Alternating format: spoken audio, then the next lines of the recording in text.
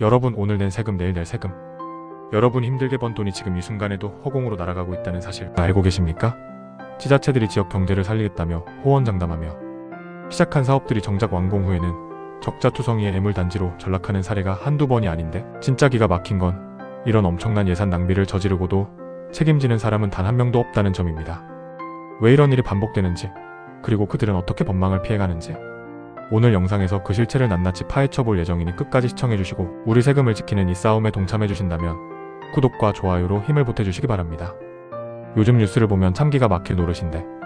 우리가 매달 월급에서 꼬박꼬박 떼어가는 세금 말 그대로 피 같은 돈이 도대체 어디로 흘러가는지 보면 속이 뒤집어질 일수이지만, 지자체들이 내세우는 거창한 명목은 항상 지역 경제 활성화나 관광객 유치이지만 실상은 동네마다 흉물스러운 시설물만 들어가는 꼴을 보면 도대체 누구를 위한 사업인지 묻지 않을 수 없습니다. 대표적으로 충북 괴산군이 2013년부터 2018년까지 당시 새누리당 소속 임각수 군수 재임 시절 시작해 2019년 5월에 문을 연 수산식품산업거점단지는 이른바 내륙의 자갈치시장을 만들겠다는 거창한 포부로 국비와 지방비를 합쳐 230억 원을 쏟아부었지만 정작 바다가 없는 내륙이라는 지리적 한계를 고려하지 않은 탓에 관광객의 발길은 뚝 끊겼고, 단지 내 식당들은 개점 휴업 상태가 반복되는 것은 물론 31억을 들인 유통시설은 창고로 전락해버렸습니다. 또한 서울 종로구 세운상가 일대에 1109억 원이라는 천문학적인 예산을 투입해 만든 공중보행로는 고 박원순 전 서울시장 재임 시절인 2017년부터 추진되어 2022년 전 구간이 개통되었는데, 더불어민주당 소속 시장의 도시재생 사업이라는 명목하에 강행되었으나 실제 이용객 예상치의 20% 수준에 불과하고 상권 활성화는커녕 흉물로 전락해 결국 오세훈 현 시장 체제에서 일부 구간 철거가 결정되는 등 수천억의 혈세가 매몰 비용으로 사라지게 되었습니다. 강원도 평창군 역시 2018년 동계올림픽 당시 홍보를 위해 최문순 전 강원도지사 재임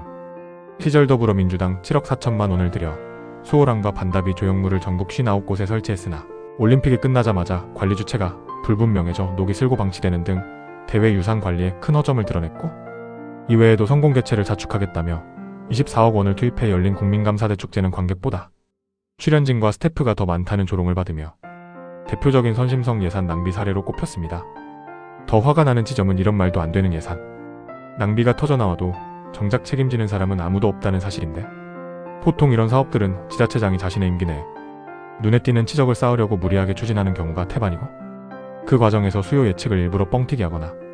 타당성 조사를 형식적으로 진행하는 것이 사실상 공공연한 비밀처럼 굳어져 있습니다. 더 심각한 문제는 이런 대규모 프로젝트가 진행되는 과정에서 전문적인 검토보다는 지역 유력 인사의 이해관계나 건설사의 민원, 해결 차원에서 사업 위치가 선정되거나 설계가 변경되는 경우가 비일비재하다는 점입니다. 시민들이나 전문가들의 반대가 있어도 일단 착공만 하면 나중에 되돌릴 수 없다는 점을 악용하여 사업을 강행하는 행태는 이제 거의 공식처럼 자리 잡았습니다. 특히 지방 재정 자립도가 낮은 지자체일수록 중앙정부의 교부세에 의존하는 경향이 큰데, 이를 따내기 위해 무리하게 국책 사업을 유치하고 정작 공사가 시작되면 설계 변경이나 물가 상승을 핑계로 추가 예산을 요구하는 악순환이 끊임없이 반복되고 있습니다. 하지만 막상 사업이 망해서 매년 수십억씩 적자가 발생하고 혈세로 그 구멍을 메우는 상황이 되어도 공직 사회 내부에서는 이른바 적극행정 면책 제도라는 울타리 뒤에 숨어버리면 그만이라 고의성이 없었다거나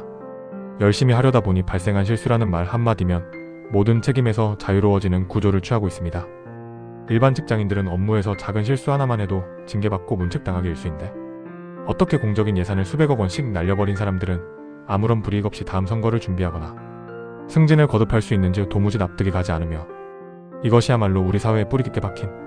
세금은 먼저 쓰는 사람이 임자라는 잘못된 인식이 낳은 비극이라고 생각합니다. 법안이나 제도가 사실상 셀프 감시 체계에 머물러 있다 보니 정작 예산 낭비를 막아야 할 감시기구들은 제 기능을 못하고, 개인이 이를 바로잡으려 해도 거대한 행정 권력을 상대로 소송까지 걸며 싸우기란 현실적으로 불가능에 가깝습니다.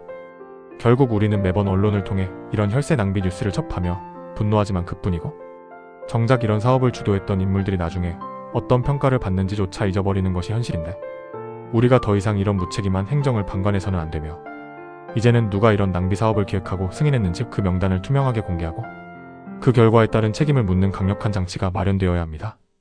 이런 상황을 방치하는 것은 결국 내 자식들이 낼 세금까지 낭비하도록 내버려두는 꼴이나 다름없으니, 지금부터라도 우리 동네에서 벌어지는 수상한 공사 현장과 예산 집행 내역을 두 눈 부릅뜨고 감시해야 하며, 무엇보다 선거철마다 쏟아지는 화려한 공약 뒤에 숨겨진 진짜 예산 낭비 사례들을 찾아내어 더 이상 무능하고 무책임한 행정이 설 자리가 없도록 우리가 단호하게 심판해야만 세금이 제대로 쓰이는 사회를 만들 수 있을 것입니다.